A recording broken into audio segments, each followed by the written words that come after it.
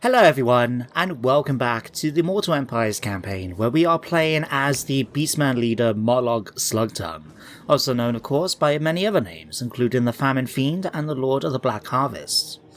Now last episode we got off to a good start by erecting our herdstone at the port of Emingrad, before destroying Zoishenk to the ground and going after one or two enemies, not too many. But we're going to start things off today by going after some Imperial soldiers. There's this army that's marched into position near Emingrad, and from what I remember, we are just in range, if I remember correctly. So let's have a quick look. Yeah, there's no hint of red for the arrow. So yeah, let's march forward and attack. Now bear in mind they are in march stance, so if we attack they can't retreat anyway. Oh. We've got an ambush, so they can't retreat anyway. That's fine by me, especially with the amount of troops we're bringing into the battle. It's going to be a very decisive victory for us. There we go. Still lost 288. Didn't go quietly, did they? Now what do we want to do? We can sacrifice the captives, kill them, or devour them. Now we don't really need the replenishment right now. The bestial rage could come in handy for increasing our growth. And to be honest, 500 ain't going to do too much for us right now. So let's just go and kill them off. There we go. Wolfgang has been defeated. We picked up the bold trait for Molokh. And can we now move? We cannot. That's okay though. Now what I would like to try and do next though is, I was thinking about actually heading up towards Fort Ostrowsk, but I think it'll be better if we can go after Valmir here as soon as we can. Not only because he is the leader of the enemy's faction, but by defeating him, thanks to him being a custom lord created by Mixu, we'll get a trait for defeating him. Now I can't remember what it is, but I'm sure it'll come in handy. So if we can chase him down, that'll be fantastic, but we'll have to catch up to him first. Now let's grab you, our new Gorbal Gallic Stoneheart, get you to join up with the army. So that gives us two heroes as well as Molokh himself, and two good close combat characters at that. So we'll get you guys moving in a second.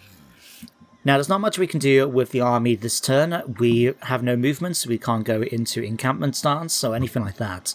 But something I remembered seeing doing the editing for the video is if we go to Emingrad and come to here. Now which one was it? Ah, this one here. Shamanic Challenges. Now I mentioned before about how it provides us extra winds of magic, but it's the trait below it that provides line of sight to all regions in the Bloodground, which I figured would be quite useful. It's 1,000 favour, so it's not too expensive, but what it will mean then is that we'll get line of sight over all of this territory, so we'll be able to plan our movement accordingly. So that will come in handy, and I think that is everything we needed to do. Oh yeah, skills, of course. So, Molokh, we're going to give you Lightning Strike. And what else can we give you? We did unlock these two. Foist of the Dark Guards gives extra aura size. Fueled by Blood, Vigor Loss Reduction and extra speed for all my units. I'll take that. And then we'll grab, for Fardant, let's give you... Oh, actually, Replenish Troops. And Thick-Skinned. There we go. Oh yeah, before I hit the end turn, it was mentioned in the comments of the last episode that if I didn't have any objectives for the campaign, his suggestion was to go after the settlements for the Wood Elves. Now, we do actually have objectives, so I figured before we hit this, I'll show you guys. So we got long and short campaign victories, so we can either go after 40 settlements or 50. I figured a long campaign would be too different. But in any case, we need to earn so much money from raiding, destroy a bunch of factions, mainly the Imperial factions, as well as Kuryan, the main kingdom of Batonia, Kislev, the Wood Elves, as well as the High Elf capital, if we wanted for a long campaign victory. If we just go for a short one, all we need to do is go after the Empire, as well as the Dwarves at Clan Duazclad in Karaz, and Clan Drakebeard at Karak Kadrin. Need to go after Kislev and win the following battle, the Fall of Man, which we can only unlock by getting to the final tier here of the ruination levels. So got a way to go before we can reach any of those, but At least we got something in plan. I mean, we got a whole empire to burn down. Anyway, enough of me. Let's hit enter. See if anyone's going to actually come and attack us. I want to really keep an eye on Valmir so we can see what he's doing. I can just about see him here on the camera. Fortunately, I can't move it down during the end turn phase. But if we can see him move away... Right, there he is. I figured he wasn't going to stick around with a full stack next to him, but if he's heading towards Castle Van Rauken, it should be easy enough for us to find out. In fact, we'll find out next turn anyway, won't we? Thanks to being able to get line of sight everywhere, once the building's complete. Anyway. Foreign trespasser. Now I wonder if there's actually much point engaging in diplomacy. I might be able to get some allies or something like that, but we'll have a think about it. For now though, we got some bad news with flooding in Evingrad. Minus 50% campaign movements, unfortunate. Minus 5 public order, not a concern. And minus income. We don't have any income, so that's okay. The only annoying thing might be the actual movement. Nope, I don't want to do that. I'm trying to click on the banner. Thank you. Okay, we're just slightly out of range of attack in the castle, and he has moved back to start replenishing. Right. Let's see if we can play this smart and find a good spot to ambush. 60%, 60%. 85%. 65%. Let's try here. Gives us 17% movement. So we'll have enough to go into in-camp stance. So let's just move you over here. Hit that. Now let's have a look at the current situation around here. So we can't see this far west, but Norden is unsecure. There is a rebel army here near Brass Keep. Another small army here at Wolvenberg, the Ostland capital. Okay, and apart from this army up here at Fort Ostrosk, I think we'll be able to go after them easily enough later on. But for now, we've got a good opportunity to go and get some devastation by going after these two settlements. So let's see about going after them in the following turn. Is there anything we can try and do to upgrade in the meantime? 6,000 we need to get our hands on Gauze. Maybe once we attack the settlement in the following turn. For now though, we'll just have to leave it. Is there anything we can do diplomacy-wise? We are friendly with the Rotblood tribe, as well as the Troll King's Pack and the Varg tribe. What about... is it worth getting anything like a defensive alliance? It might be. They are a fairly strong faction, so if they're willing to do this, it would protect us a bit. Plus we won't be necessarily drawn into wars if they are the aggressors. So, let's see if they are willing. They are. Okay. What about the Troll King? To be honest, we don't really need to go and think, but the best we can do is get non-aggression. You know what? That's okay, we'll leave you. Now, the Rotblood tribe is a custom faction introduced by OVN's Lost Faction mod.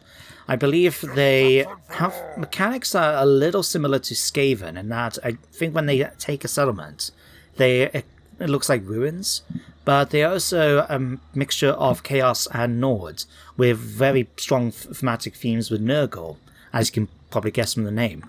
But yeah, I think a Nurgle-themed warband is going to be a fit-in ally for Slugtongue, the character known as the Famine Fiend, you know, the Baron one. Oh wow, our first Dark Moon event. So Morsleep is ascendant, usurping the sun's revered place in the filaments. The world is awash with a sick and terrible hue. Such an event is almost unheard of. It is a call to the Beastmen, a sign that the herd has an opportunity to dominate. Lead them, Beastlord. Seize glory. Now, from what I remember reading in the patch notes, they were going to make these events stronger. So let's have a look and see what we've got. We've got one falls. All damaged units will be fully replenished for 2 turns. That could come in handy. Ruinous Incentive gives us extra Bestial Rage. 50% extra campaign movements. Or Horde recruitment capacity plus 4. Out of these options, I'd be tempted to go for no matter how far, or Ruinous Incentive. Let's go for the extra campaign movements. I think that will be quite useful. And now, we're going to see about burning down a castle. Now, what does he have? He's got a bunch of swordsmen, some handgunners, war wagons, and we're going to attack him now, otherwise he might get the opportunity to build up his army. So, in fact, let me just check the garrison quick. Oh, there's only a few units. This should be a fairly okay fight for us. Let's attack. Now, if we fight this right now, we'll get a Pyrrhic victory. And if we did do this, as you can see, we'll lose an absolute ton of units. In fact, we'll lose more if I do the lightning strike, which is a little weird, to be honest. But we are going to fight this. There's no way I want to justify losing that many units. So, yeah, I am going to use lightning strike though, simply because this will give the enemy, I believe, a morale debuff, because they're unprepared for the attack. So, we'll attack the battle and see how we do. So here we are, guys, about a minute into the actual battle, and we're finally getting a bit of movement coming towards us from the enemy force. Now, I was hoping to encourage them to attack us, despite the fact that we are the attackers, because of the fact that we have an artillery piece in the form of the Cygor right here. Now, he's doing a fairly good job so far, getting a few shots in against the enemy. You can see a couple of damaged units over here. And in fact, if we swung over a little bit more, you can see a few dead bodies on the hill as well. Oh wow, there's actually quite a few of them here, isn't there? Huh. Anyway, because of that, they've decided to come forward and attack us. Completely fine by me. I wanted to keep the high ground as much as we could. And in fact, I just noticed, if I hovered over the morale bar a second, yeah, I'm prepared for lightning strike is -5 to leadership. Cool. But anyway, there is Valmir Farwalkov leading his men forward. War wagons already getting some early shots in, but rather than stand around and get peppered by the enemy's handgunners, I decided to charge straight in. Now, I've gone for a fairly standard formation, just one large line with all my melee units. Nothing too fancy I felt was needed for this battle. So, the main job really is just to try and hold the enemy in place as much as we can, hoping for our more elite units like the Beastegors and that to break through. Now, of course, we've got magic and that to help us, as well as units like Galak here and Fordant to help us fight. But what I've also done is, over here on my left flank, taking advantage of the Vanguard deployment, I've taken my 3 units of Warhounds and hid them in the trees. They've now charged out. They're going to go around this unit of swordsmen, and their original job is to actually go after the enemy's missile units. We do have the Cygor helping out, as well as the Vile Tide being casted every chance I get from Slugtongue. But yeah, these guys are going to be able to go out and do a fair bit of damage against the enemy's missile units. And if we move in a bit closer, you can see units like Galak here is doing an extremely good job against the enemy spearmen. He's not the best commander to be going up against them, to be honest, because he is a large character, and spearmen, of course, have bonuses against large creatures. But he still causes fear. In fact, does he cause terror or just fear? Causes fear, right. And it's going to be enough, really, to help the Ungor units in combat here do well. And oh my god, he just headbutt that guy so hard. I just saw his head go flying off. Look at that. Anyway, the battle continues across the entire battlefront. Units are hanging on here and there. You can see my Ungors aren't doing so well against the enemy units, but like I said before, their job is just to hold the enemy in place while we do damage with our better units. So, in fact, you can see over here, one unit of crossbows has already started to retreat, and we already broke them in the center.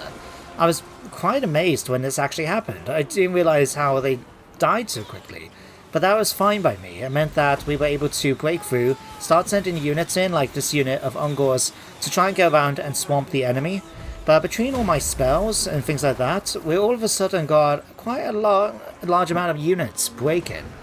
I was quite surprised to see the War Wagons, for example, break when they had no reason to. They've taken a bit of damage, but nothing really to cause them to break. But across the line now, you can see units are starting to shout, especially when we're bringing in units like the Dogs to come in and prepare to attack them in the rear. The last 2 units to hang on here is actually this unit of Spearmen and this unit of Swordsmen. But a stone shatters this unit of Halberdiers. And I believe at this point I was trying to get Molokh to get close enough to unleash another Vile Tide right into the unit does a bit of damage to my Ungor unit, but I really don't care about these guys. They are expendable as far as I'm concerned. And in return, we were able to get them to retreat. Now just like that then, the final unit retreats from here as well, and the victory belongs to me. Now I could chase him down, but given that this is a siege defense battle, I decided just to end the battle straight away and go back to the campaign map, which is what we're going to do right now. So there we have it, decisive victory, and the entire garrison wiped out as well as Valmir being wounded, and we only took a few casualties. In fact, I can't believe we took 421 looking at this. But if that's what it says, that's what it says. Anyway, let's click this. And I haven't really got much in the way of options. I don't feel we really need the replenishments. Although we do have 7,000, which means we could. Nah, what I'll do, loot and raise. Gonna burn it down. Get enough movement to go back into encampments. And here we are, Shadow Forester. As we lay here prostrate, Nordland and Talabekland plot to land the final blow. So we're going to get extra bonuses when defending. It may come in handy, you never know. But for now... Oh, Manish Fall. +4 leadership for the entire army when fighting against men. A Hag Tree Fetish. What's this?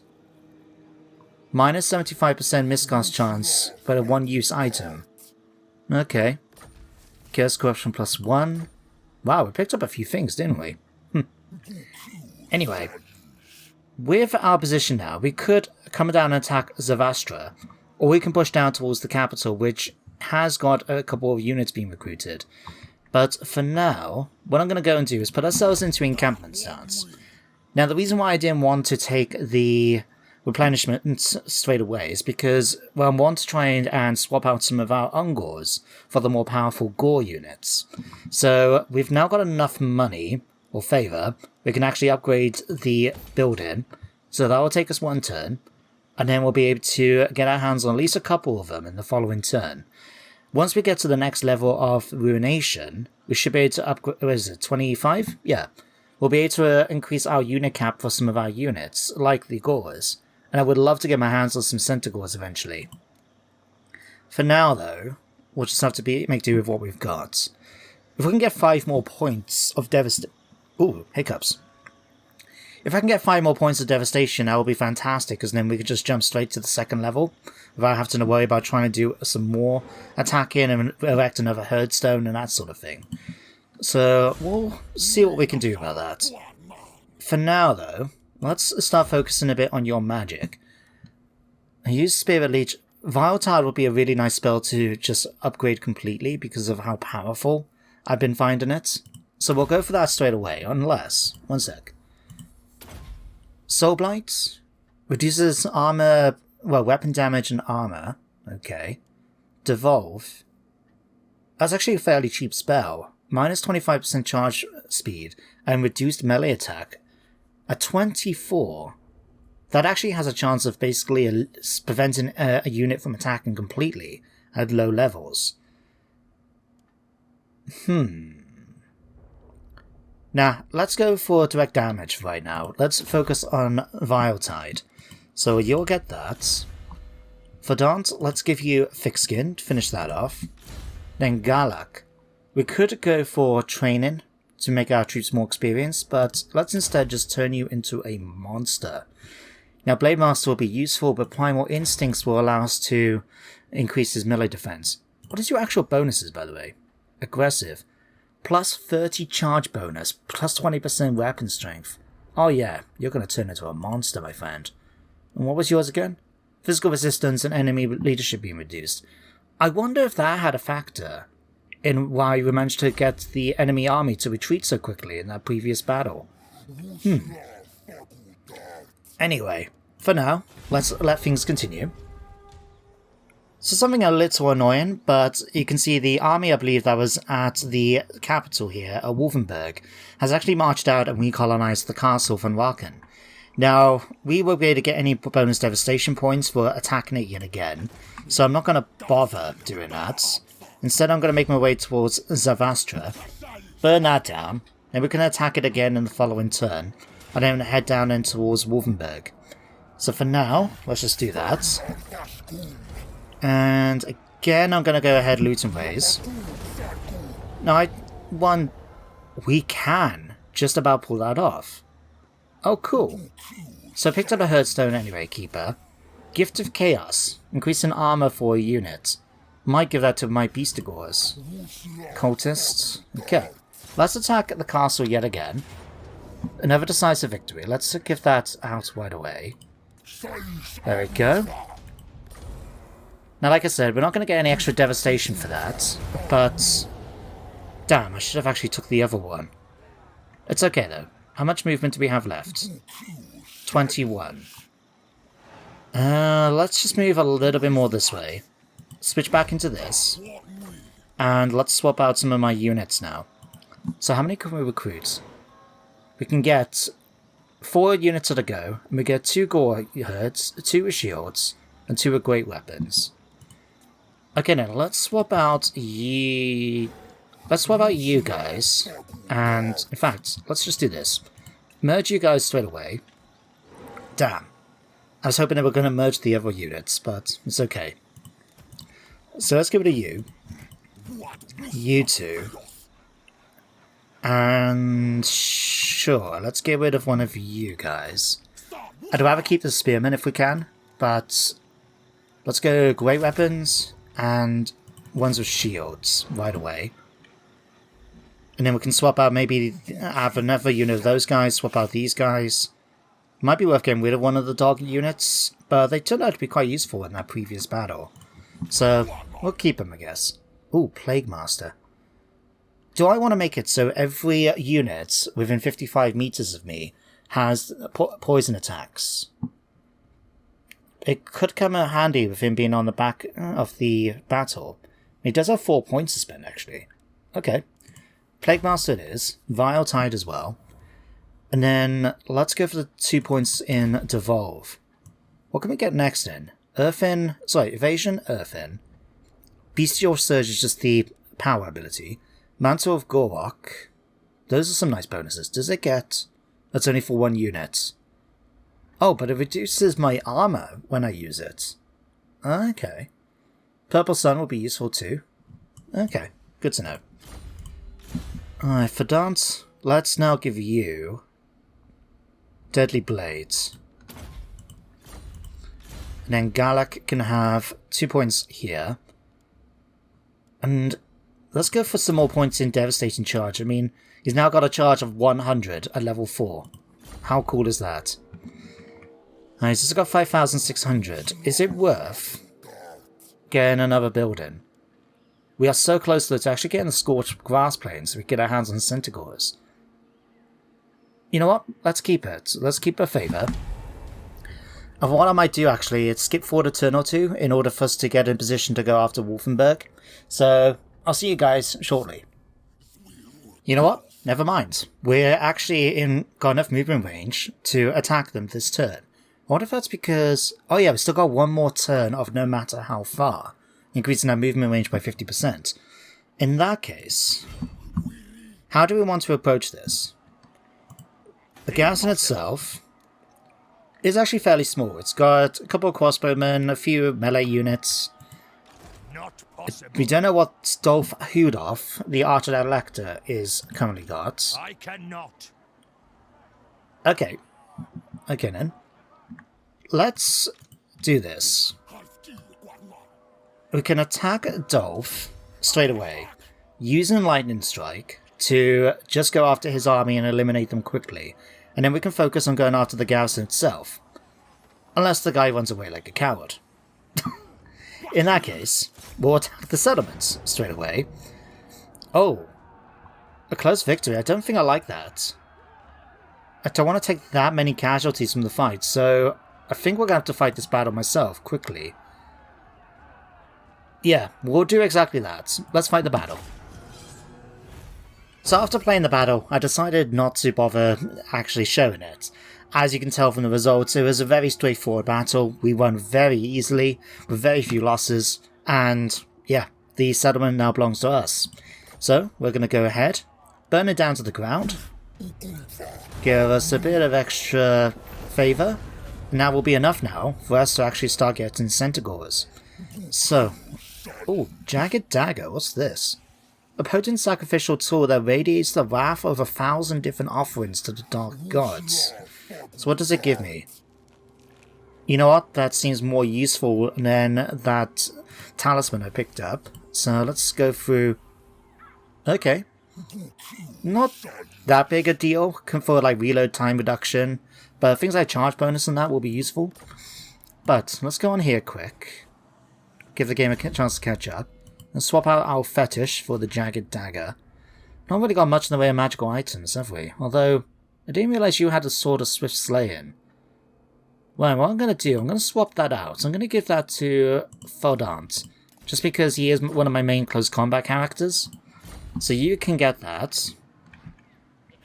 And I think we're just going to rest up here for now.